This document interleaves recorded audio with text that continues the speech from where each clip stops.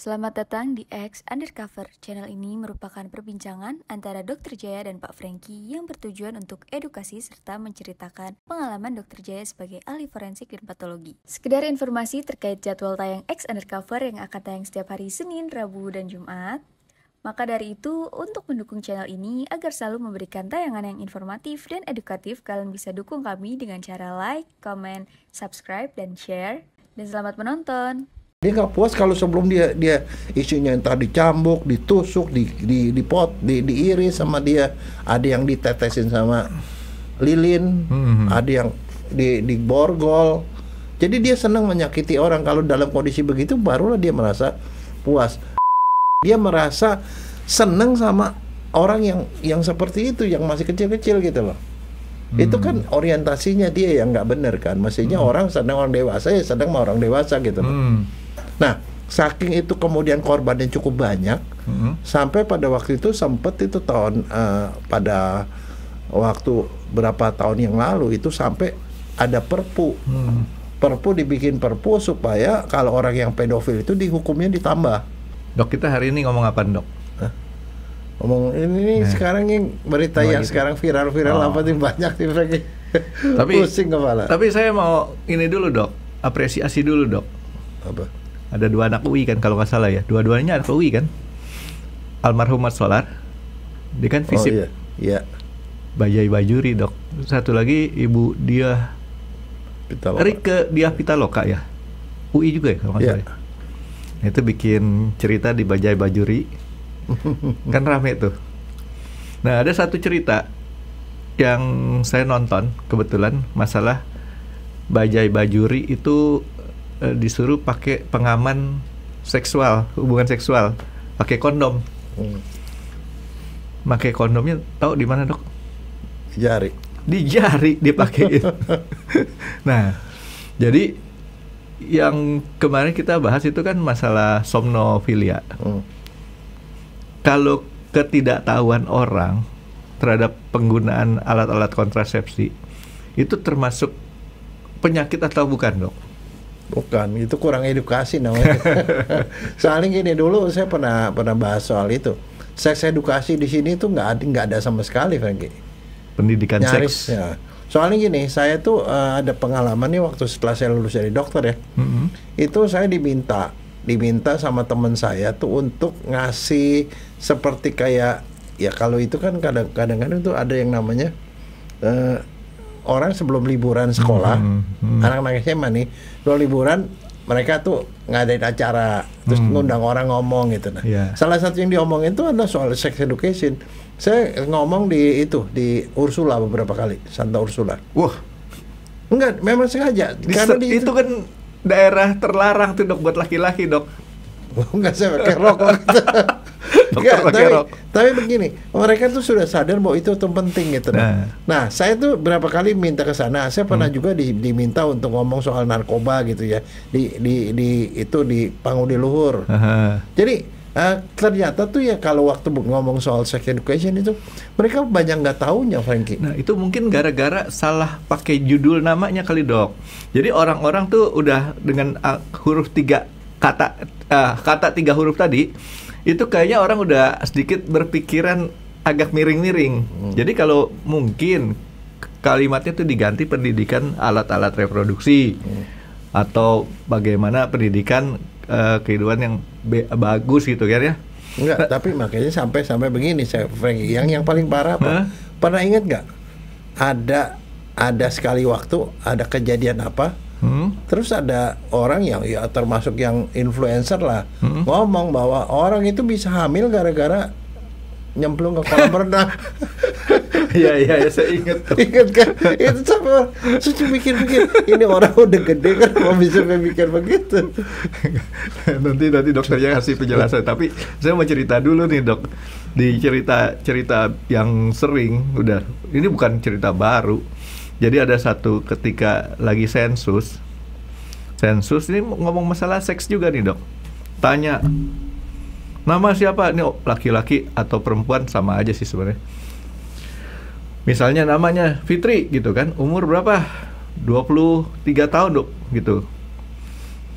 Alamat di mana? tanggal lahir, begitu seks langsung dibilang 3 kali seminggu, Dok. Kan parah itu. Laki apa perempuan? Maksudnya kan seks itu maksudnya kan laki apa perempuan? Oh, saya mah laki-laki juga, perempuan juga. Lebih. Nah, itu kan makanya saya bilang ini harus hati-hati dengan penggunaan kata seks tadi. Enggak, makanya kalau sebenarnya ada satu kata yang lebih netral, gender. Nah, gender atau jenis kelamin dalam bahasa Indonesia, tapi begitu seks di situ jawabannya nggak sesuai dengan harapan, Dok. Nah, jadi ini makanya kalau kita ngomong masalah seks itu harus kita lebih jelas arahnya mau yang mana yang kita bahas nih, Dok. Karena sekarang ini ternyata kan apalagi dalam kehidupan ini nih, Dok ya. Kalau kemarin tuh beritanya tuh istilahnya orang yang beredukasi tinggi masih punya kelainan. Tapi yang saya mau ngomong sama dokter sekarang nih, mungkin dokter bisa jelasin di sekitar kita aja nih, Dok, yang umum ini, masyarakat umum itu seringkali juga ada penyimpangan ya, betul, Dok ya? Iya. Itu penyakit. Sebagian penyakit itu ada juga berupa kecenderungan, Frankie. Dan kecenderungan itu ada orang kan yang namanya seksual itu ya, antara mulai dari normal sampai sakit itu bukannya ujung sama ujung. Nah, di tengah itu ada yang namanya daerah abu-abu, Frankie. Nah, yang abu-abu ini sebagian larinya ke penyakit, sebagian itu sih sebenarnya enggak, kelainan fantasi aja.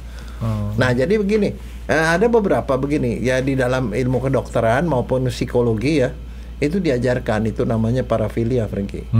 Parafilia itu adalah para itu kan artinya ya bukan yang di tengah tapi kanan kiri gitu ya, di sebelah. Itu kalau kita terjemahkan pakai bahasa Indonesia penyimpangan boleh nggak, Dok, kira-kira? Boleh, penyimpangan. Lebih gampang ya, Dok ya, penyimpangan ya. Dia seperti itu. Terus kemudian filia itu cinta. Fili itu cinta kan. Jadi orang yang rada sedikit tidak normal begitu. Ini normalnya banyak apa enggak gitu loh masalahnya. Makanya kalau parafilia itu ada 2 yang mesti kita bedain. Ada namanya parafilia saja, ada satu lagi parafilia disorder. Nah, yang namanya kau bilang penyimpangan itu disorder. Nah, apa bedanya? Kalau parafilia itu cuma ada di kepalanya, di fantasi, tapi dia sampai sekali tidak mengganggu orang. Itu yang saja. Dia cuma dari pikiran doang. Pikiran orang bilang pikrok misalnya, pikiran jorok. Victor. Victor, Dok. Tapi kalau dia udah namanya penyimpangan, itu berarti dia itu sudah mengganggu pekerjaannya yang bersangkutan, bisa mengganggu sosialisasi, mengganggu hubungan dia dengan orang lain, sampai kadang-kadang itu sampai penyimpangan, sampai akhirnya merugikan orang lain, bahkan kriminal. Nah, itu spektrum. Artinya ya sampai mengganggu apa enggak? Itu kalau orang sampai kayak gitu tuh, saya pernah ada satu cerita lain lagi nih. Cerita konyol banget nih, Dok. Ini cerita itu kan yang dokter bilang sampai mengganggu nih. Ada satu cerita nih di suatu negara, prajurit di medan perang zaman dulu pengen banget nih, Dok, berhubungan. Dia terus-terusan minta sama atasannya. Akhirnya si atasannya bilang, ya udah, itu ada kuda tuh. Apa yang terjadi? Nggak sampai 10 menit dia balik lagi tuh si prajurit ke atasannya. Dia bilang, sudah komandan, terima kasih. Kok cepet banget? Ya sudah. Ternyata sama kuda dia. Enggak, itu adalah termasuk parafilia. Bukan, maksudnya atasannya itu pakai kudanya, di sana ada tempat pelacuran, balik lagi, Dok. Oh enggak, tapi itu benar-benar itu parafilia, Frankie. Namanya sampai nggak bisa nahan gitu, Dok. Itu bestialisi namanya. Bestial. Sampai nggak bisa nahan tuh, Dok. Itu yang begituan itu termasuk parafilia. Tapi itu kan ya dalam tanda petik itu kelainan ya. Artinya sekarang yang paling umum ini sebenarnya bestialis itu yang parafilia itu ada jenisnya, ada macam-macam. Nah, yang paling yang lumayan paling sering nih, dan itu pernah kejadian adalah orang suka ngintipin orang lagi. Ngintip orang telanjang, ngintip orang mandi, pokoknya ngintip orang lagi berak, ya, ngintip orang berhubungan segala, dia seneng ngintip. Nah, itu dalam ada bahasa Inggrisnya, Frank, yang namanya orang yang suka kalau ngintip. tadi gitu. parafilia bestialisme. Berarti mesti hati-hati kalau kita ngomong besti. Enggak, tapi itu yang suka ngintip. Dia senangnya ngintip, jadi dapat kepuasan tuh kalau dia ngintip. Saya mau tanya dulu nih, Dok. Kadang-kadang sesuatu yang kita saya juga kadang-kadang pengen tahu sesuatu yang kita nggak tahu kan, Dok ya. Tapi orang ini bukan sekedar pengen tahu, tapi berlebihan, kepo. Kan kita kadang-kadang kita pengen tahu, itu ada dalamnya ada apa? Begitu kita tonton sekali, ya ternyata kayak gitu, udah selesai kan. Nggak akan ada orang ngomong kayak gitu lagi, kita ngintipin lagi. Kalau yang ini berulang-ulang. Dia tuh punya keinginan luar biasa dan selalu tuh nggak bisa nahan untuk ngintip. Jadi dia selalu senangnya ngintip. Nah itu kan ada bahasa Inggrisnya istilahnya, Frankie. Tahu nggak namanya? Peeping Tom. Orang yang suka ngintip. Nah pernah nggak tahu misalnya di luar negeri atau apa, orang yang sengaja ke tempat pelacuran atau apa, terus dia ngintip di lubang kunci atau apa dan dibayar. Di negara mana, Dok? Di negara-negara ada banyak negara lah, termasuk di Belanda ada yang begitu. Iya. Ya siapa tahu dokter bisa kasih tahu gitu alamat jelasnya, Dok. Enggak, tapi orang-orang yang gitu itu sering kali. Nah sekarang ini saya punya pengalaman, tapi itu benar-benar ada. Tapi sebenarnya selama dia tidak mengganggu dan tidak ketahuan sih sebenarnya nggak masalah. Tapi kalau ketahuan tuh masalahnya jadi susila. Iya. Nah masalahnya begini, saya punya pengalaman. Ada salah seorang, ini kejadian beneran nih ya. Seorang dokter, calon spesialis. Dokter lagi nih ya? Dokter, calon spesialis, sedang ngambil spesialis. Kebetulan di program studinya itu lebih banyak perempuan daripada laki-laki. Tunggu, sesama mahasiswanya? Ya. Sesama dan mahasiswanya. itu nginep di rumah sakit. Kan rumah sakit kan ada kamar mandi khusus kan buat PPDS. Ya. Mandi khusus. Sekali waktu dia mandi, ini cewek nih. Mandi ada cewek mandi nih ceritanya. Kan ada sesuatu yang aneh di atas. Dia naik ke atas, nggak taunya tuh ada sejenis kayak kamera rekaman. Spy cam. Nah, diambil, diperiksa, ternyata isinya tuh adalah orang-orang yang mandi di dalam. Nah, masalahnya itu kemudian ketahuan siapa yang punya. Apes itu ya. Karena pada waktu direkam gitu, waktu dia masang-masang begitu, mukanya kelihatan yang masang. Aduh. Nggak cerdas orang. Silakan. Udah gitu udah tahu gitu udah tahu kan. Dia malunya setengah mati kan. Kemudian tuh dibawa ke KPS-nya, ketua program studi. Begitu lihat, wah ini udah nggak bisa, ini kriminal nih. Masalahnya ditontonnya itu sama teman-temannya. Akhirnya segera rapat. Orang ini dipecat. Si dokter nih ya, yang melakukan ini, Dok. Dipecat. Oknum. Dipecat. Oknum dokter. Terus sampai kemudian istrinya datang. Dia punya istri rupanya. Istrinya datang minta maaf segala macam, minta maaf karena itu udah di tahun-tahun terakhir. Tapi kita itu nggak bisa tolerir, Frankie, untuk hal itu. Dulu karena kenapa? Itu masalah moral. Ini belum jadi spesialis aja kayak gitu. Dia tuh sembarangan aja. Artinya saya ngomong nih, nggak peduli tuh dia ngincer cewek cakep apa nggak cakep. Pokoknya dia ada kepuasan ngeliat cewek mandi. Ya, gitu. Nah sekarang pertanyaannya, apa yang ada di benak kamu setelah dengar cerita ada seperti itu? Nggak pintar tuh orang. Enggak, bukan nggak pintar. Lah, sebenarnya sih kalau menurut saya ya, kalau kita pikirin dari segi orang normal ya, lah kalau lo mau ngintip-ngintip begitu lo film-film banyak kan. Nah itu yang saya bilang, kalau dia pintar, kan gini, kita bisa taruh kameranya. Mohon maaf ya, artinya saya bukannya maksud melegalkan cara dia, daripada menimbulkan korban-korban yang istilahnya ya harusnya dijaga kehormatannya, dia kan bisa melakukan istilahnya ya, kita kan walaupun tidak ada melegalkan prostitusi kan tetap ada kegiatan prostitusi itu ada. Taruh aja di tempat kamar prostitusinya tadi, kamu saya bayar ya cuman buat saya tonton doang ya. Kan gitu. Enggak, memang begitu. Tapi kan di luar negeri kan ada tuh yang namanya pertunjukan gitu. Ya kan, itu gitu. Tetapi orang ini memang sedangnya ngintip. Lebih cerdas kayak gitu kan? Enggak. Tapi kamu nggak bisa ngomong itu. Itu adalah kelainan fantasi seksualnya dia. Yang dia senang itu namanya voyeurisme. Itu salah satu jenis itu parafilia. Itu selain parafilia yang kemarin sering dokter ngomong tuh, adrenalin, Dok. Beda adrenalinnya kali, Dok ya. voyeurism itu namanya. Voyeur itu artinya ngelihat, ngintip. Nah itu satu jenis lagi. Aduh, itu baru satu jenis ini. Ada 8, Frankie, minimal 8 yang paling banyak. Nah yang kedua, pernah nggak? Ini waktu saya sekolah di Jepang, itu ada beberapa orang tuh suka marahnya kenapa? Marahnya gini, di tempat di Tokyo. Pada saat itu kan ada hari-hari rush hour tuh ya. Pagi-pagi antara jam 7 sampai jam 9. Iya, jam pulang kantor lah. Pagi sama sore. Ya pagi jam pengen masuk kantor sama jam pulang kantor. Kan rame-rame itu namanya di dalam kereta itu. Ada berapa kali, sering kali kejadian yang pada kondisi ada orang yang memanfaatkan kesempatan. Dempet-dempetan tadi. Dia dempet-dempetan, dia sengaja menggeser-geser, dia punya laki-laki nih, burungnya itu dipengen ke pantat cewek di depannya. Kurang kerjaan. Loh, enggak, tapi masalahnya itu bukan cuma nempel, tapi digesek-gesek gitu loh. Orang lain kelihatan. ini yang saya sekarang baru lebih mempercayai setelah dokter bilang berarti bukan di Indonesia aja ya. Di Indonesia kan sampai disediain Transjakarta khusus wanita. Terus kemudian bukan LRT apa sih? LRT. Ya pokoknya kereta gerbong khusus wanita.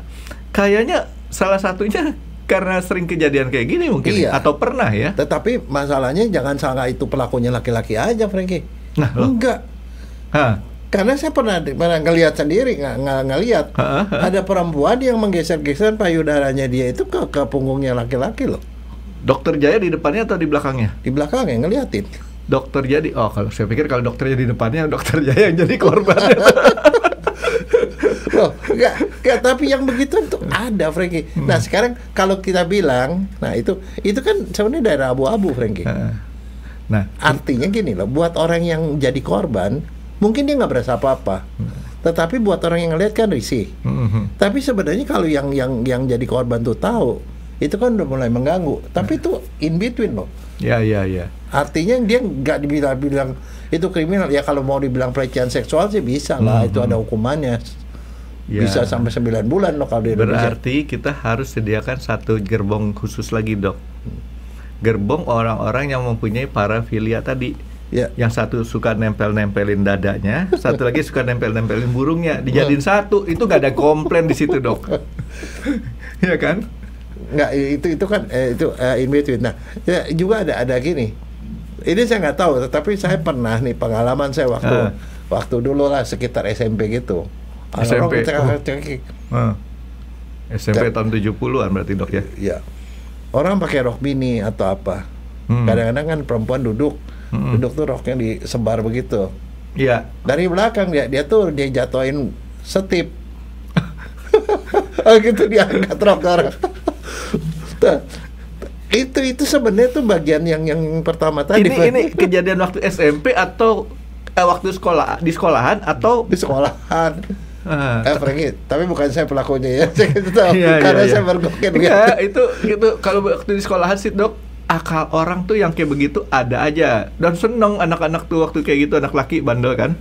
Atau itu tahu nggak, serutan, Frankie, serutan kan ada kacanya. Kita harus kasih tahu dulu, itu yang saya mau bilang. Jadi zaman dulu tuh ada serutan bulat ya, Dok ya. Serutan bulat, sebelah sisinya buat nyerut, belakangnya tuh cermin. Nah, ini taruh di bawah. Taruh di sepatu. Sepatu ada talinya tuh. Dijepit di sepatu terus kakinya main deh. Yang kayak gitu. Terus udah gitu tebak-tebakan. Kalau udah dalamnya baru jatuh. Loh, enggak, tapi maksudnya saya itu tuh termasuk sebenarnya. Tapi itu kan ada abu-abu sebenarnya. Nah, kenakalan kecil begitu. Tapi yang saya mau ngomong gini, Dok. Kalau yang tadi kita ngomong kan laki-laki dewasa, wanita dewasa. Itu kenakalan yang tidak biasa gitu kan ya. Nah sekarang ini kan terjadi pada waktu SMP, anak-anak, kenakalan anak-anak, Dok. Nah itu sebenarnya kenakalan seperti itu, sebenarnya dia udah punya bibit parafilia atau belum? Iya, itu bibit. Udah punya bibit. Iya, tapi kan itu spektrum, saya bilang ini normal, ini abnormal. Sampai ini ada yang paling ujung nih kriminal nih. Iya. Nah in between sini, nah itu sampai seberapa jauh itu dia dibilang penyimpangan kalau dia sudah mengganggu orang lain. atau sampai dia sendiri terganggu, sampai dia nggak bisa sosialisasi, sampai dia nggak bisa mengganggu pekerjaan apa segala macam, sampai dia merugikan orang gitu. Ya, padahal Pak Dok kalau waktu SMP, ya memang waktu SMP tuh kan udah mulai berubah ya Dok ya. Yang wanita istilahnya udah mulai, mereka kan lebih cepat dewasa duluan tuh. Padahal waktu SD tuh mereka anak-anak teman-teman cewek banyak yang buka warung Dok. Nggak apa-apa. Tahu kan istilah buka warung Dok? Duduk serampangan. Celana dalam kelihatan, kita juga laki-laki juga ngelihatnya juga biasa aja, anak laki-laki gitu kan. Nah, waktu udah mulai ke dewasa itu menjadi tidak biasa lagi tuh Dok. Itu aja tuh udah dua, Frankie. Satu voyeurisme, yang tadi itu yang ngintip-ngintip.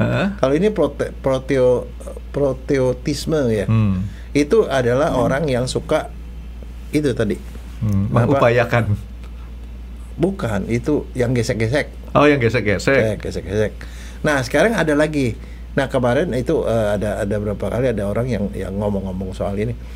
Itu ada orang yang jualan online. Yang jualan online jualan apa? Celana dalam bekas, BH bekas. Ada yang beli, betul. Dan ternyata yang begitu bukan cuma ada di Indonesia, di Amerika ada, di Jepang ada.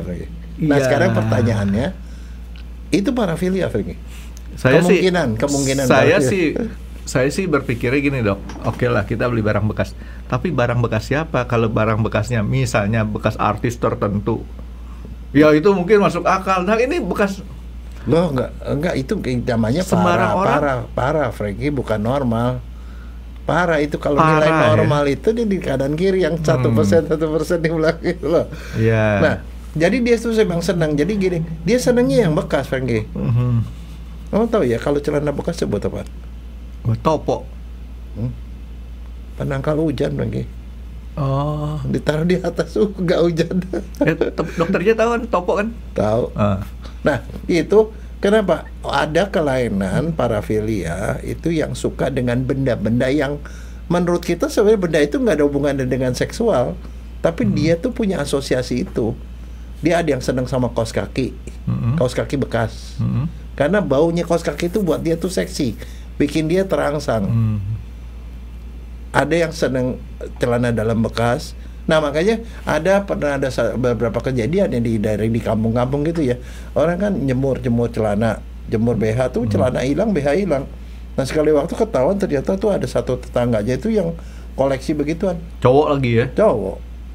Ya koleksi begituan, karena kenapa? Dia tuh senang dengan bau dari yang bekas itu, Begi.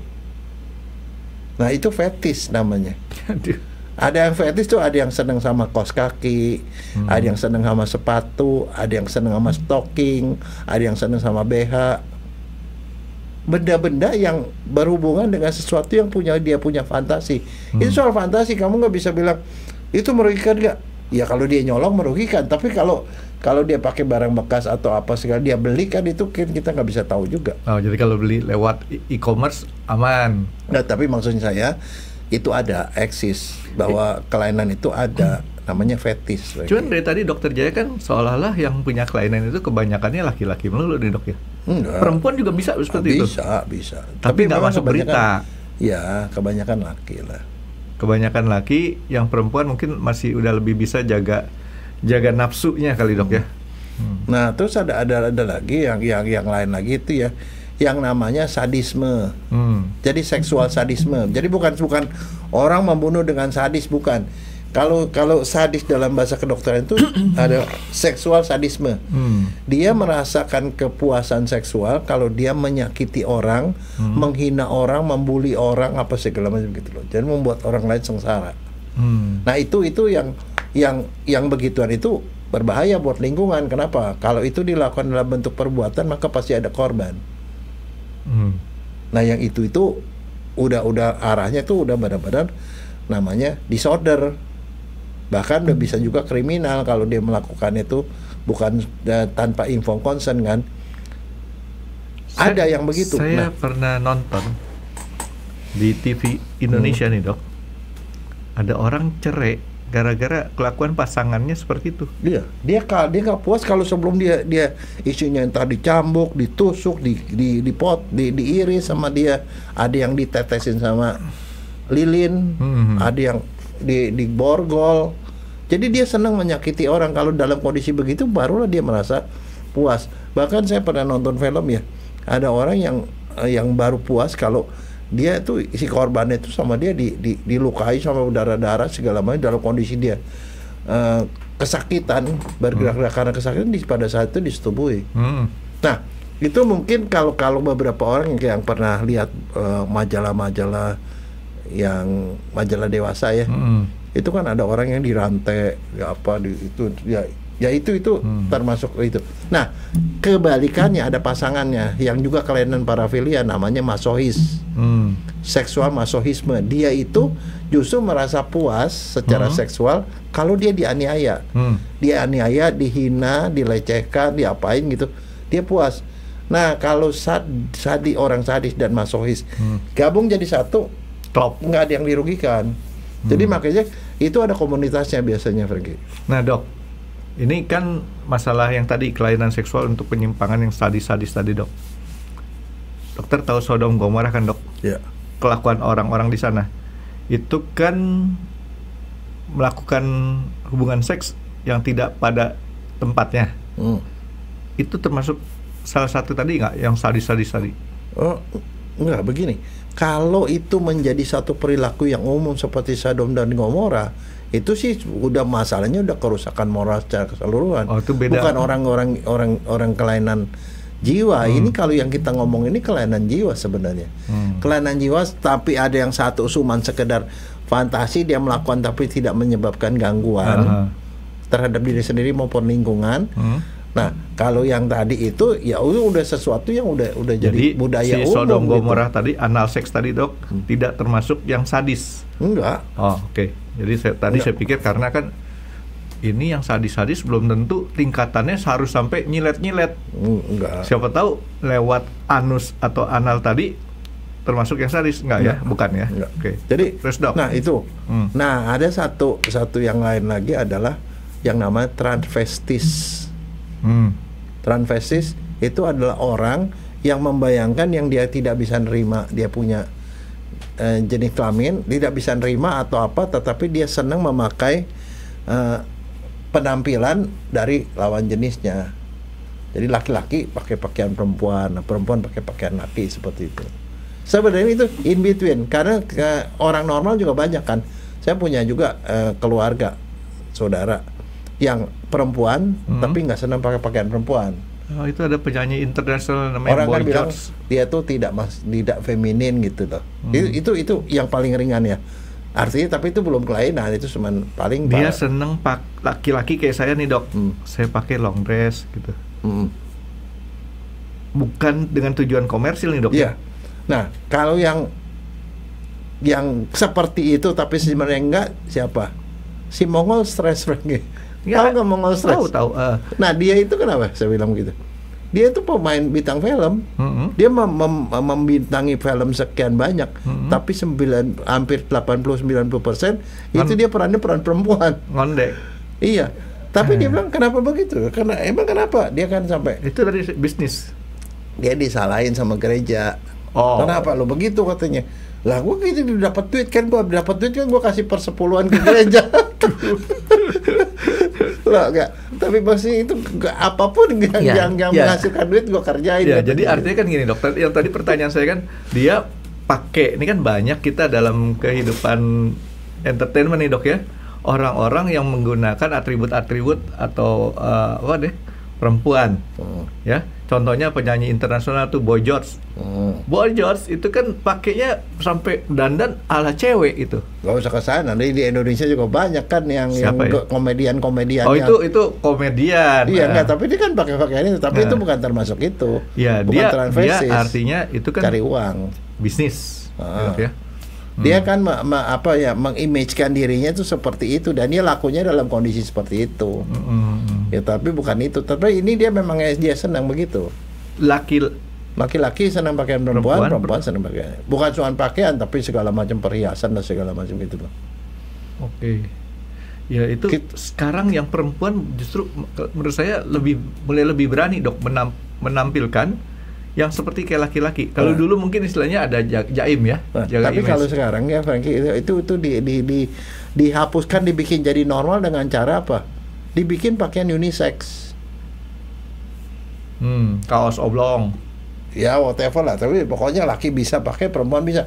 Kalau dulu pakaian perempuan nggak bisa kita pakai, Frankie. Orang kancing bajunya terbalik-balik. Iya benar-benar. Yang Dokter Jaya tuh ngomong tuh benar banget. Karena saya nggak punya saudara perempuan. Saya selalu kan mikir kan, kita kan kancing itu adanya di sebelah kanan. Lubangnya sebelah kiri. Perempuan Satu terbalik. kali saya ngeliatin, ini orang kenapa bikin bajunya begini ya? Saya perhatiin, ternyata memang perempuan terbalik. Kancingnya sebelah kiri, lubangnya sebelah kanan. Baru tahu ya? Baru tahu. Enggak, ya itu memang, nah itu aja. Kalau sekarang yang namanya unisex itu, ini apa nih? Buat laki? Enggak, laki perempuan boleh gitu. Itu unisex. Tapi kita sekarang ini boleh dibilang baju laki-laki itu banyak dimakan sama perempuan. Ya kan, perempuan boleh pakai celana panjang, pakai kaos oblong, pakai apa, t-shirt lah ya, segala macam, bebas pakai baju lelaki. Nggak sebaliknya, Dok. Oh enggak, salah kamu. Emang ada yang larang kamu pakai rok? Kagak lah. Ya kalau kita, saya sih nggak keberatan pakai kamu. Ya kan, jadi jatuhnya kita transvestis. Aduh, ntar saya pakai lipstick lagi, Dok. Nggak, tapi sekarang nih pertanyaannya nih, orang yang macam-macam transvestis, yang parafilia tadi, sebenarnya kriminal nggak, salah nggak, dan harus diobatin nggak itu loh? Oke. Saya berangkat dari definisinya dulu nih, Dok. Kalau kriminal itu kan ada yang dirugikan ya, Dok ya. Bukan definisi, tapi dari lanjutannya. Kalau nggak ada yang dirugikan, kata dokter kan nggak kriminal. Iya. Ya kan? Nah, sekarang kalau diobatin, menurut saya perlu. Karena, gini Dok ya, saya punya pemikiran, nggak tahu benar apa nggak. Kalau seseorang yang menderita itu kan penyakit, sebutnya Dok ya, yang namanya penyakit itu kan bisa nular. Pada saat nular, itu akan terjadi orang baru yang tadinya normal, ya seperti dia. Jadi makanya menurut saya perlu diobatin. Oke, nanti tapi masih ada yang belum diomongin. Eksibisionis, pernah tahu? Eksibisionis, tahu. Apaan? Ini parah nih, Dok. Eksibisionis. Satu kali saya makan, saya makan di daerah dekat Semanggi. Dulu tuh ada mall di situ, mall di dekat Semanggi situ, mall biasanya anak-anak mahasiswa dekat situ ada suka makan situ. Nah, saya kan pernah ke situ. Saya ke WC. Dokter tahu apa yang terjadi di situ? Ada satu laki-laki, Dok, dengan petantang-petenteng ngasih lihat burungnya kemana-mana di dalam WC-nya memang, Dok. WC laki-laki. Tapi ini orang, saya pikir nih, pertama saya nggak sadar bahwa ini adalah orang yang eksibisionis. Karena apa? Ini kan WC laki-laki. Tapi saya pikir-pikir juga, ngapain dia telanjang, bukan telanjang, turunin celana, terus mundar-mandir di antara tempat uriner laki-laki ke wastafel. Dan satu, NB, dia bukan bukan ODGJ, Kalau ODGJ kita nggak bisa bilang bukan. Jadi akhirnya saya jijik sendiri. Enggak, tapi sekarang pertanyaannya, sebenarnya kenapa dia lakukan itu? Nah, itu kan gini, biasanya kan eksibisionis tuh laki-laki yang suka ngasih lihat burungnya ke perempuan, Dok. Ini ke tempat laki-laki. Ya nggak ada masalah, tapi pokoknya eksibisionis nggak selalu harus ke perempuan, Dok. Enggak, dia itu mau menunjukkan dia punya kelaminnya ke publik. Dan dia merasa puas secara seksual kalau melihat orang kaget. Yang dia mau tuh orang kaget. Ya misalnya di kendaraan umum tiba-tiba dia buka gitu, perempuan bilang wah gitu. Nah. Itu dia. Lah, itu kan namanya gitu ya? Itu namanya kan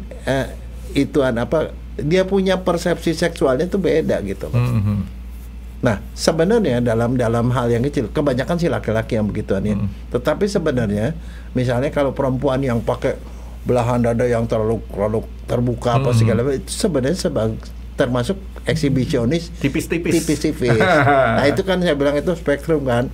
Dan sebenarnya sih sama-sama aja. Jadi artinya itu adalah mau menunjukkan sesuatu yang sebenarnya nggak boleh ditunjukkan di depan umum gitu, untuk membuat orang kaget, dan itu membuat mereka merasa puas. Ada satu lagi, mungkin ada satu cerita kasus perempuan mempertontonkan badannya di bandara, akhirnya kan ketahuan tuh. Itu penyakit juga atau dia bukan? Enggak, kadang-kadang ada juga tujuan politis, Bang. Oke. Ada beberapa kali yang ada kejadian dia protes gitu, waktu itu protes apa? Oh iya. Yang tuh perempuan telanjang semua. Orang-orang itu nggak termasuk eksibisionis. Itu bukan penyakit. Bukan, karena itu orientasinya bukan seksual, Bang.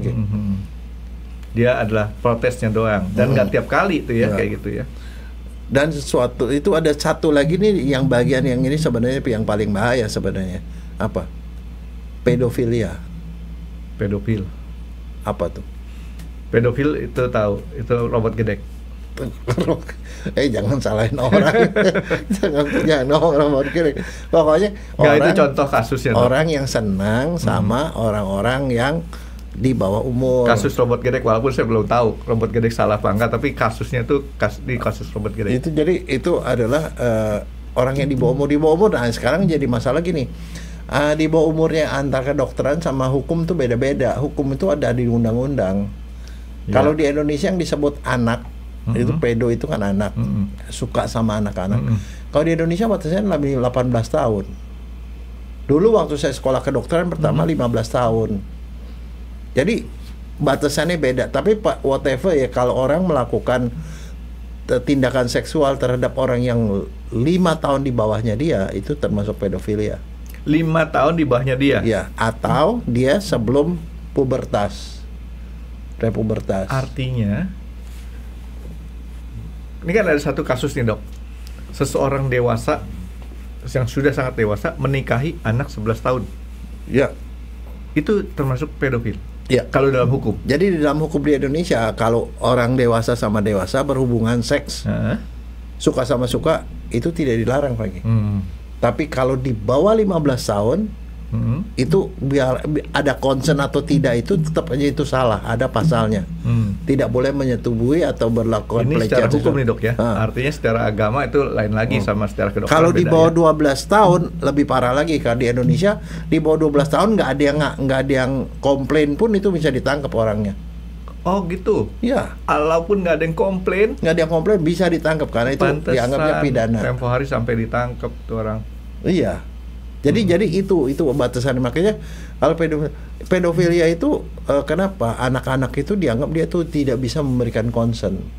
Dia dalam kondisi yang di bawah ya. Sekarang kan kita juga udah ada undang-undang perlindungan anak. Itu lebih lagi. Tapi saya sendiri sih sebenarnya gini ya. Saya selama di RSCM itu dulu ya waktu saya sekolah forensik pertama kali lebih banyak kasus meninggal, Frankie. Meninggal gara-gara? Ya meninggal gara-gara macam-macam lah yang kita periksa. Tapi belakangan yang kasus meninggal makin dikit, kasus yang orang hidup makin banyak. Dan orang hidup paling banyak sebagian besar seksual. Korban dari tindakan seksual. Dan dari seksual yang banyak juga adalah banyak yang anak-anak. Anak-anak dilakukan pelecehan seksual, disetubuhi, diperkosa, apa sudah, itu kasusnya banyak sekali.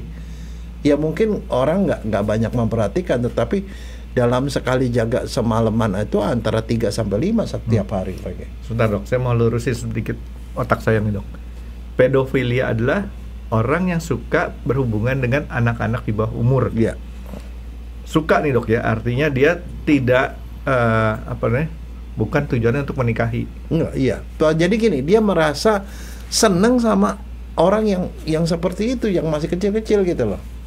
Itu kan orientasinya dia yang nggak benar kan. Maksudnya orang senang orang dewasa ya senang sama orang dewasa gitu loh. Nah, saking itu kemudian korbannya cukup banyak, sampai pada waktu itu sempat itu pada waktu berapa tahun yang lalu itu sampai ada perpu. Perpu dibikin perpu supaya kalau orang yang pedofil itu dihukumnya ditambah. Selain hukuman yang penjara-penjara itu ditambah lagi dengan dia dibikin mandul, dikebiri. Nah, tapi itu tidak jalan karena pada waktu itu sempat ya perpunya itu sudah dikeluarkan tapi tidak bisa dilaksanakan. Karena kenapa? Itu kan kalau orang kasus pedofilia kan masuknya ke pengadilan.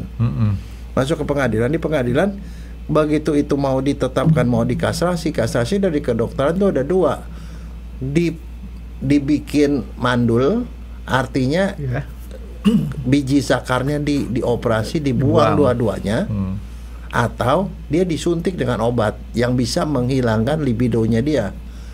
Jadi disuntik hormon lah, itu hormon setiap 6 bulan sekali harus disuntik. Kalau disuntik itu dia udah gak punya nafsu lagi. Nah, tapi dua-duanya itu ada tindakan kedokteran. Dan masalahnya dokter di Indonesia tunduk pada kode etik kedokteran bahwa dokter tidak boleh terlibat dalam penghukuman. Dokter itu nggak boleh ikut campur dalam walaupun cuman nyuntik doang.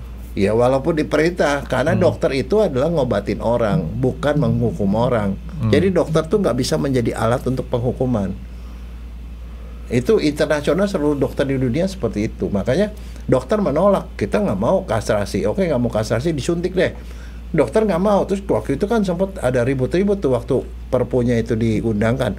Kalau dokter nggak mau, udah suster aja suntik. Lah suster mana punya kewenangan menyuntik?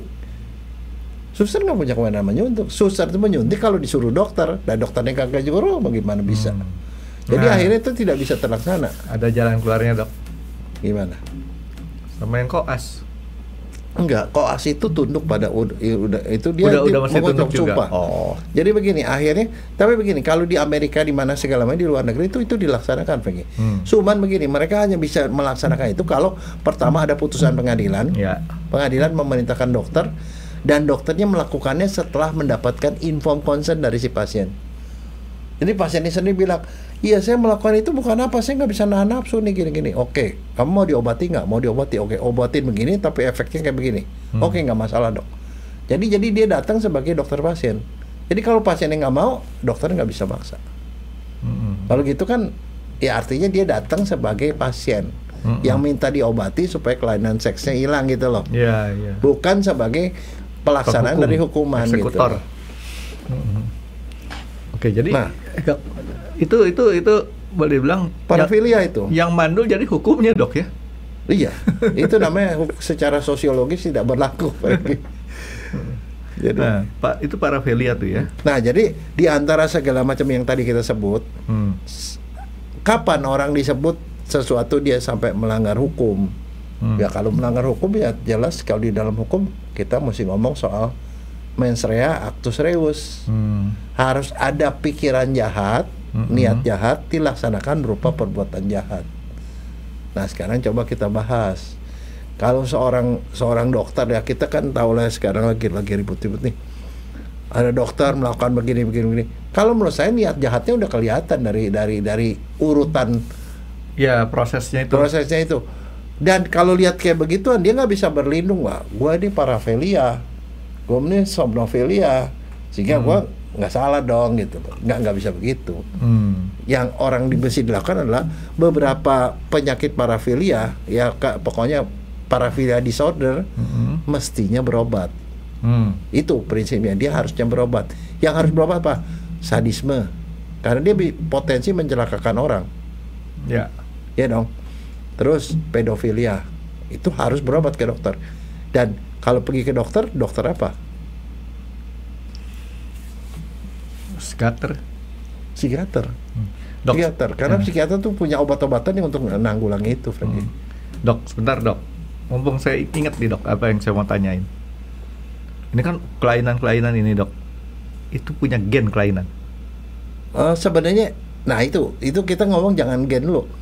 Sebenarnya apa sih yang menyebabkan orang bisa jadi begitu? Itu kan dia. Salah satu. Saya mau ngomong artinya dia punya gen atau karena pengalaman. Yang tadi saya bilang penularan tadi dok. Dia punya nggak gennya atau dia ketularan? Nah, jelas gini. Kalau dilihat dari segala macam itu multifaktorial, Franky. Multifaktorial dalam arti kata begini. Setiap penyakit itu selalu pasti ada faktor genetik. Ada faktor lingkungan. Dua-duanya itu itu punya peranan di sini. Jadi genetik itu mungkin ada. Mungkin ada. Tetapi lingkungan juga ada. Lingkungan itu apa?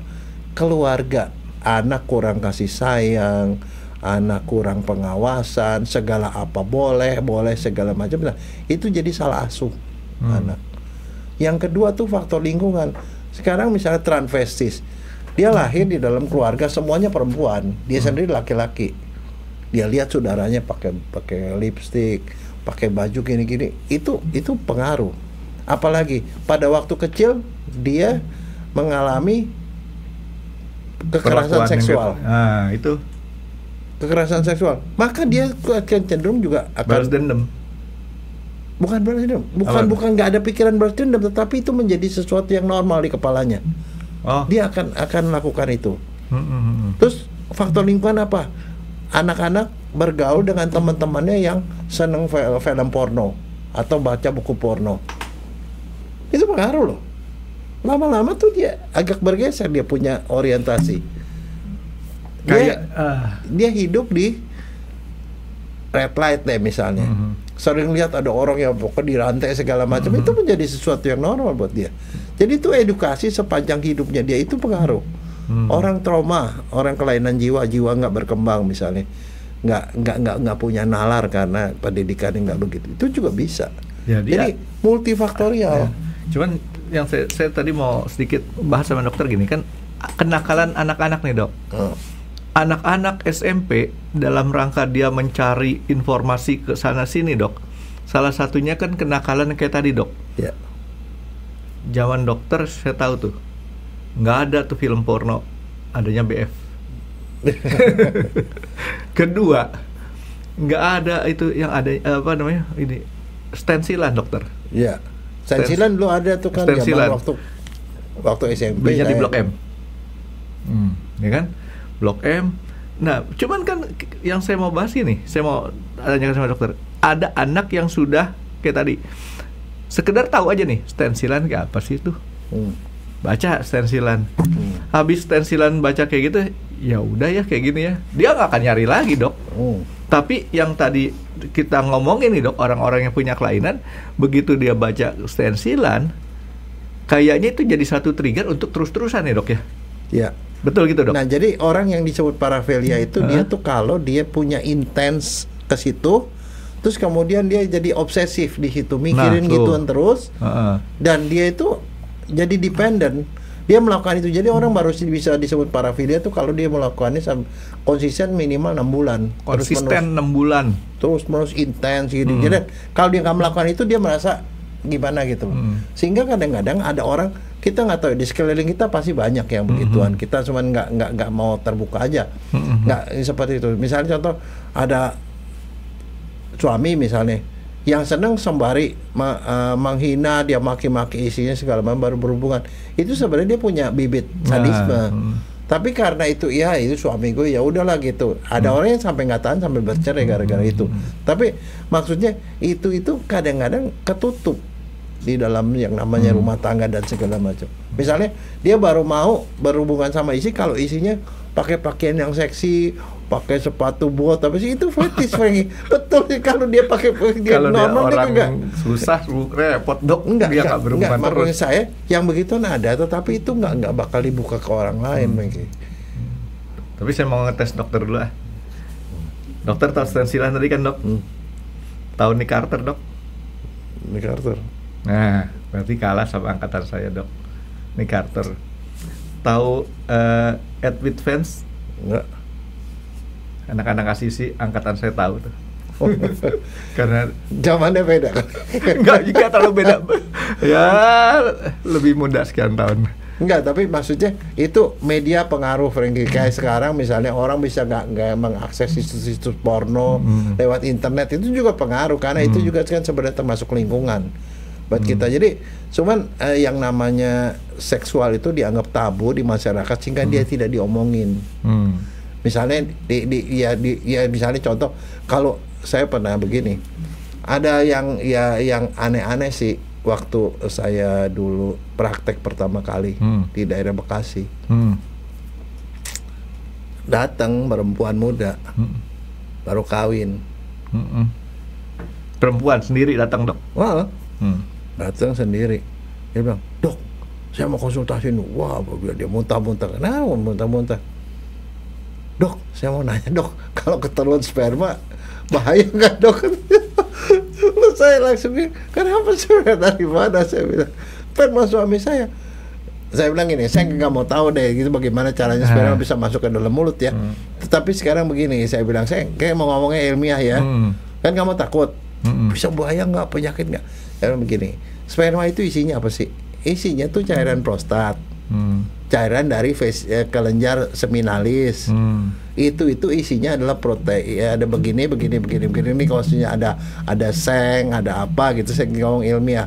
Terus ada bagian selnya itu isinya sel sperma itu terdiri dari sebagian besar dari protein, ada DNA-nya segala macam. Saya bilang itu semuanya itu bahan yang diperlukan buat tubuh. Kalau masuk ke dalam badan itu ya sama aja kamu seperti makan telur, saya bilang. Tidak berbahaya sejauh saya nggak ngomong soal moral, saya bilang sejauh tidak ada kumannya.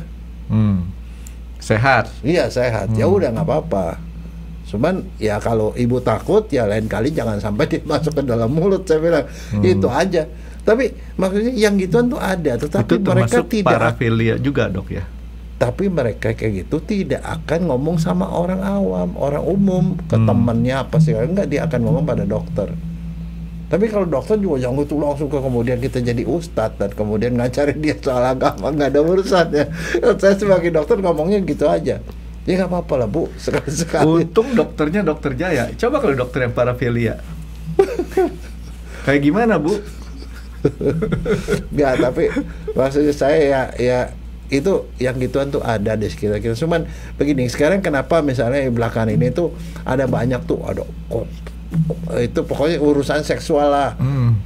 Pejabat ini, artis ini, dokter apa segala macam. Sebenarnya itu lebih karena di sini ada keterbukaan, Franky. Keterbukaan, ada yang namanya kamera segala macam. Kan kalau kita lihat yang sampai terekspos begitu kan asal muasalnya kan karena ada orang yang speak up. Speak up karena media massa memungkinkan itu kan sekarang. Padahal kegiatan itu dok dari dulu juga ada. Dari zaman purba sudah berlangsung. Dan itu sudah jadi bahan pembelajaran oleh dokter-dokter. Makanya tuh ada yang tadi saya sebut itu namanya parafilia. Parafilia tuh udah dikenal sejak tahun udah kuno sekali, Franky. Di awal 19 sekian gitu sudah ada. Dan itu sudah dipelajari dan memang sudah eksis, ada di mana-mana. Cuman sekarang itu jadi terblow up itu karena kebetulan aktornya itu adalah orang-orang yang public figure lah, ataupun ya, orang-orang yang menarik untuk dibahas. Tapi kalau kita bilang, kenapa dia mesti begitu? Jangan ngomong kenapa, orang itu sakit. Sakit. Berarti kan setuju kan dok, dengan otak saya tadi harus disembuhin supaya nggak nularin. Ya, dan ada kalau selama itu tidak mengganggu pekerjaan, tidak mengganggu sosialisasi, tidak mengganggu hidupnya dia, dan tidak mencelakakan orang lain, itu sih sebenarnya nggak ada masalah. Ada orang misalnya dia senang sama laki-laki, dia laki-laki senang sama laki, ya nggak apa-apa selama kamu nggak lakukan. Kalau kamu lakukan kan itu udah prakteknya jadi lain kan, gitu. Senang sama anak-anak ya boleh senang sama anak-anak, tapi jangan diapa-apain anak-anak itu, senang aja di dalam pikiran. Main seria kan boleh aja kan. Jangan dikerjain. Ya iya. Kalau otak lagi ngaco gitu ya. Tetapi sebenarnya kalau orang itu diajarin dari sejak kecil, ini boleh, ini nggak boleh, ini baik, tidak baik. Kalau menurut saya sih mestinya itu tuh bisa ditekan. Jadi edukasi di dalam keluarga kalau menurut saya yang paling penting, dan agama juga barangkali. Ya ini kan kadang-kadang gini, faktor yang tadi dokter ngomong masalah agama sama kedokteran itu kan satu yang paralel ya dok ya. Tapi jarang dia nempel. Nah, sekarang balik nih. Sebenarnya itu bisa dilakukan tuh dengan cara itu yang namanya sex edukasi. Sex edukasi itu yang saya tahu kalau misalnya di luar negeri ya. Di luar negeri, entah di Jepang ya, mungkin sih di Amerika juga sama. Mereka tuh dari sejak anak-anak SD, TK itu diajarin anak-anak. Misalnya contoh anak perempuan, kalau mandi nggak boleh mandi sama laki-laki. Diajarin bahwa laki-laki tuh beda, ada belalainya. Kalau kamu tuh enggak. Dan kamu nggak boleh megang itu. Jadi kalau kamu mandi, kamu nggak boleh dipegang. Ada yang nggak boleh pegang, ini nggak boleh pegang, sini pantat, terus apa nggak boleh dipegang sama orang lain, kecuali ibu kamu. Seperti itu. Nah itu diajarin, Franky. Nah kalau diajarin gitu bahwa begini-begini, jadi terus sehingga diajarin hal-hal yang sebenarnya umum-umum lah. Nah cuman kalau kita kan nggak ada pembelajaran gitu, sehingga saya menjadi kadang-kadang heran pada waktu saya melakukan ya bukan sex education, yang ngomong soal seks lah di anak ini harus dicari padanan katanya dok supaya tidak ada kata seks tadi dok. Iya. Nah waktu ngomong-ngomong itu saya tuh suka kaget. Ada anak SMA ya yang nanya, dok saya mau nanya, kalau ciuman itu bisa hamil nggak dok? Nah sekarang kita jadi bingung kan. Ya, nah, mau menjawabnya apa gitu. Tapi maksudnya itu begitu polosnya, begitu tidak tahunya sampai umur berapa dok? Anak SMA. Anak SMA. Lah enggak, tapi yang begitu itu ada. Masuk akal dok kalau orang tuanya ataupun siapanya dia terlalu polos-polos dok. Ya kita nggak tahu, tapi artinya kan itu begitu langkanya itu nggak ada pendidikan. Sama aja kan seperti sebenarnya padahal itu mestinya bisa dimulai dari rumah. Iya. Kan kadang-kadang anak tanya, Dede keluar dari mana sih gitu. Maka orang tua kan suka bohong kayak begituan. Ya. Saya edukasi, enggak itu katanya ada burung bango. Bawa adik kamu. Burung bango bawa ayunan katanya ditaruh di depan rumah. Lah kayak begitu. Itu. Nah, tapi satu Frankie, ada satu kondisi ya di Indonesia, saya nggak tahu, tapi ada berapa keluarga tuh yang tinggal namanya punya anak 5, anak 3, kamarnya cuma 1. Di situ sex education tuh terjadi itu, tetapi dengan persepsi yang salah. Orang tua lagi berhubungan, anaknya tahu, melihat. Nah itu kan menjadi kadang-kadang kalau anaknya benar pikirannya ya jadi nggak apa-apa, tapi kadang-kadang anak berpikir, loh kenapa ibu gua disiksa sama bapak gua gitu, atau malah dia berpikiran porno atau apapun, kan itu kan tergantung. Jadi maksudnya hal-hal seperti itu tuh juga pengaruh. Makanya kalau menurut saya sih sebenarnya misalnya kalau yang benar ya, kalau tempat cukup ya mestinya kamar orang tua sama anak nggak boleh satu. Ini masalah cerita seks edukasi yang salah, ada cerita juga nih dok. Apa? Ini di negara barat dok, saya pakai bahasa Inggris aja dok ya. Ada anak lagi diajarin pendidikan seks sama ibunya. Enak kalau nanti ada orang pegang dada kamu bilang don ya. Apalagi kalau pegang ke kemaluan kamu bilang stop. Harus tegas. Anaknya pergi, pulangnya cerita sama ibunya. Bu, saya sudah melaksanakan ibu punya omongan. Kenapa? Tadi ada orang raba-raba dada saya dan pegang-pegang kemaluan saya. Terus kamu bilang apa? Don't stop. Ya kan benar dok. Gitu. Jadi ini harus benar cara ininya. Pendidikan seks itu tidak sekedar kita ngomong sebentar. Kalau menurut saya, dan tadi dokter Jad harus berkesinambungan. Karena apa? Tadi penyakit aja, definisi penyakit aja, kalau dia melakukan secara konsisten selama 6 bulan, ya kan dok? Apalagi itu kan harus ada antidotnya tuh. Antidotnya nih dilakukan pendidikan seks kan. Nantilah cari padanan katanya. Kalau menurut saya pendidikan etika kali dok ya. Etika enggak, berarti kalau etika kalau terlalu luas ya dok orang tua ya udah cari padanan. Ini nanti tugas orang yang menguasai bahasa lah. Cari padanannya yang harus mulai dari kecil, yang tadi dokter dia bilang. Anak umur sekian tahun udah mulai dipisahin, mandi aja nggak boleh. Sampai sih kalau misalnya ditanya sama orang asing ya jangan mau nurut, dikasih permen jangan mau, kayak gitu-gitu loh. Itu kan diajarin semuanya kalau di luar negeri. Itu lebih penting menurut saya daripada dia belajar matematik, belajar sejarah apa segala macam. Betul loh, serius. Ya. Karena di negara-negara yang ada pendidikannya maju, ya itu yang selama 3 tahun pertama itu yang diajari etika.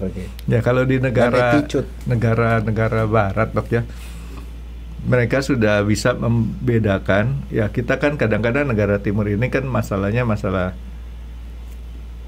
balik lagi pada etika agama dok ya. Di negara barat kan kadang-kadang orang remaja saja sudah diperbolehkan melakukan seks aktif asal bertanggung jawab. Nah, kita kan nggak boleh di Indonesia. Disebut seks aktif itu apa? Ya melakukan hubungan seks. Yang disebut bertanggung jawab apa? Ya kalau nggak mau punya anak, jangan dibikin punya anak, gitu kan? Jadi di negara-negara sana tuh, dalam kutip bukannya boleh kali ya, umum kali ya dok ya, diajarin seperti tadi. Jadi nggak kaget kalau suatu ketika anaknya tuh ternyata yang ini ya jangan diberlakukan di Indonesia ya. Kayak tadi, Indonesia mah mungkin lebih bagus ya. Tetap kita dengan tata krama Indonesia sajalah gitu. Ya. Ya, tapi maksudnya saya gini loh, jangan memakai ukuran orang normal ke orang-orang seperti itu, karena mereka kan memang ada dalam tanda petik ada kelainan kan ya. Satu, yang kedua, tapi jangan selalu bahwa kelainan itu dianggap alasan untuk membenarkan tindakan yang salah. Sebab ada yang namanya beda antara kriminal sama enggak. Kalau namanya kriminal itu dia itu memang udah punya ini, bukan karena penyakitnya dia melakukan itu, tapi karena dia punya etikat jelek yang dilakukan dalam satu perbuatan jelek. Kalau orang udah tahu sadisme, orang boleh puas melakukan sadisme. Tapi kamu melakukan sadisme terhadap orang lain sampai orang lain luka, nah itu kan ceritanya jadi lain. Itu kriminal udah kan. Ada negatif parafilia nggak, Dok? Apaan tuh? Nah ini, Dok, istilah saya, Dok. Kalau parafilia tadi fetis itu seneng dengan nyolong-nyolong barang bekas, celana dalam bekas segala macam. Yang negatifnya tuh sering membagikan celana dalam bekasnya dia kemana-mana.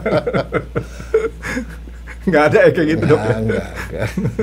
Saya pikir ya kalau itu ada yang bukan negatifnya ketemu yang tadi, bisa diaduin kan di klub gitu. Oke, jadi ini parafilia ini kesimpulan saya adalah ini penyakit ya, Dok ya, dan harus disembuhin karena diobatin gitu ya. Diobatin. Karena tapi ke psikolog juga bisa, kalau yang ringan bisa pakai psikolog lagi. Ya kan, ini dalam tanda kutip yang menular kayak tadi, Dok ya. Tadi dokter bilang transvestis dimulai dari yang sederhana, orang bekerja yang di lingkungannya aja itu banyak wanita, Dok. Nggak lama lagi biasanya dalam tempo 3-6 bulan sudah terbentuk. Ya, makanya dia tuh harus ada orang yang punya namanya punya figur. Perempuan figurnya ke ibu, laki-laki figurnya ke bapak, itu mesti ada. Kalau dia nggak punya bapak bener ya barangkali dia dititipin sama pamannya atau apa. Jadi kalau nggak ada figur susah, Franky. Anak kan meniru prinsipnya. Niru dan mencontoh kan, sama seperti kita obspek, mapram dulu, zaman dulu, Dok ya. Dokternya kena obspek atau mapram, Dok? Karena. Oh, saya aman, Dok. Udah kena begitu ya akhirnya ke bawah balas. Jadi itu yang saya sebutkan, Dok. Betul kan? Jadi karena sudah diberlakukan seperti itu, akhirnya ada semacam ini suatu kebiasaan yang harus diterusin. Orang yang kena tertular si parafilia tadi akan nerusin terus gitu kan. Tapi ngomong-ngomong, dokternya pernah dibotakin rambutnya? Pernah, dibotakin. Aman ini, Dok, rambut nggak pernah dibotakin. Terakhir 82 kan, Dok? 82 masih dibotakin kalau nggak salah, Dok ya? Saya 80. Nah, masih. 83 rektor kita Bapak Nugroho Noto Susanto. Jelas di situ tidak boleh lagi ada mapras. Jadi SMA saya masuk ke SMA negeri ya cukup bagus, 8. Nggak ada botak-botakan. Masuk UI udah langsung mikir, gila kepala saya dibotakin. Selamat juga karena rektor kita sekaligus menteri saat itu, Dok ya. Menteri Pedan Kak disebutnya ya. Jadi ini nggak pernah botak total. Saya 2 kali botak lagi. SMA. Waktu SMA 1. Itu dokter 2 kali. Betul, SMA bener, mapras kan sebutnya. Yang udah itu, ada 3 kali. 1 kali waktu SD. Rambut saya kutuan. Karena nggak mau pakai serit, saya dibotakin. Itu mah kesalahan lingkungan, Dok. Lah itu bukan salah saya lagi. Kasih minyak tanah aja, dokter kutunya mati sendiri, Dok.